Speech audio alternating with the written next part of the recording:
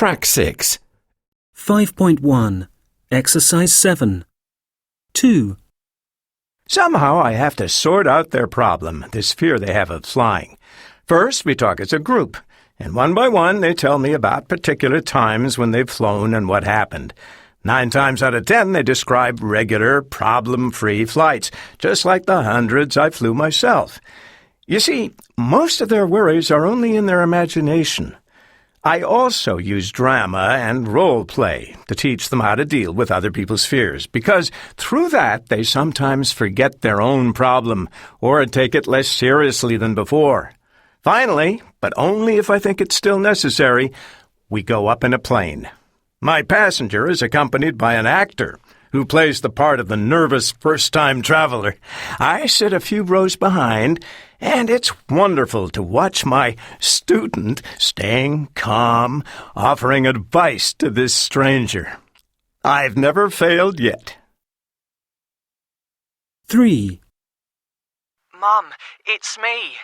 Look, I know you must be really angry, and I'm very sorry. We didn't mean to get lost out on the hills, but... Oh, Tom, it's so good to hear your voice. We've been worried stiff since the police called round. We were sure this phone call would be bad news. I mean, it's been 3 days. Are you really okay? Yeah, Helen's got a few bruises from her fall, and we haven't eaten much in 3 days, obviously. But other than that, yeah, we're doing fine. Well, that's something. Your dad is still absolutely furious with you, of course. When do you think you'll be able to get home? The day after tomorrow, all being well. We hope to get the... 4. It was late at night and I was in the living room watching television on my own. Funnily enough, I was watching a horror movie. It wasn't very scary, though.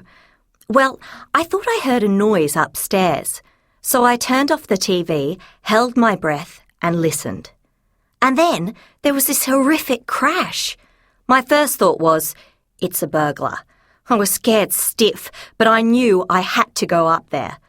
I remember I picked up an umbrella. Goodness knows what I would have done with it. Anyway, I crept up the stairs, and the first thing I saw was a bookcase on its side, with hundreds of books on the floor. Then I heard this whimpering sound coming from underneath the pile of books. It was the next-door neighbour's cat I'd heard. While I was putting away the books, I found something else. A live frog. That's when I was absolutely petrified. It sort of jumped out at me. 5. Hi, Julie. If your phone's switched off, I guess you must be celebrating. Wow. This must feel as good as the day you graduated from university. No, even better than that. Anyway, just to say, you've made me a very proud dad. I'm absolutely delighted for you. You've worked so hard to achieve your goal, and you thoroughly deserve what they've offered you. I can't wait to see your novel in the shops. When will it be coming out, do you know? It's funny, isn't it? All those writing competitions you went in for as a child, and you never won a thing. But you never gave up, did you? Well, as I said, I am really, really proud of you. Speak soon. Love you. 6. We were all living in a small house in the countryside at the time.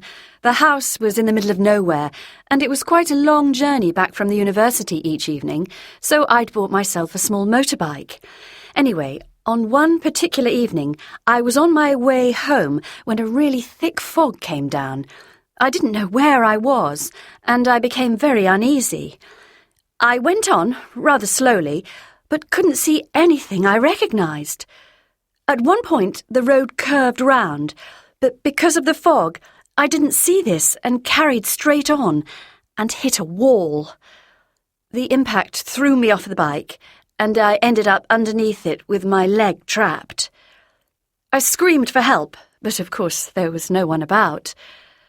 I realised that I had to get up and carry on, or stay there all night.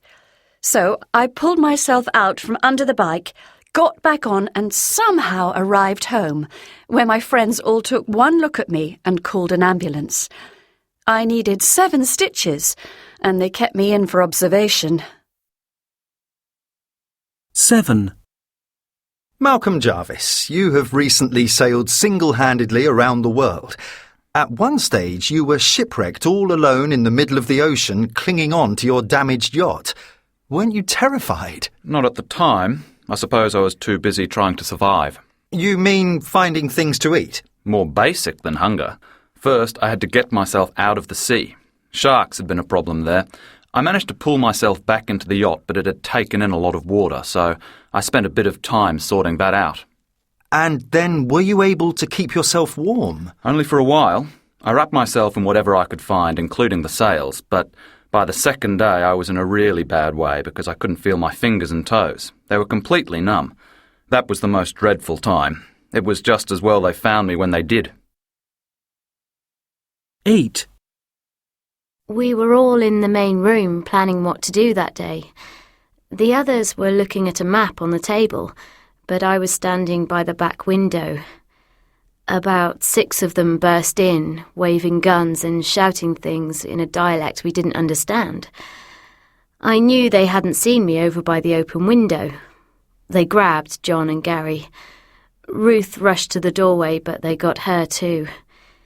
In the meantime, I had managed to throw myself safely outside and had crawled underneath the house.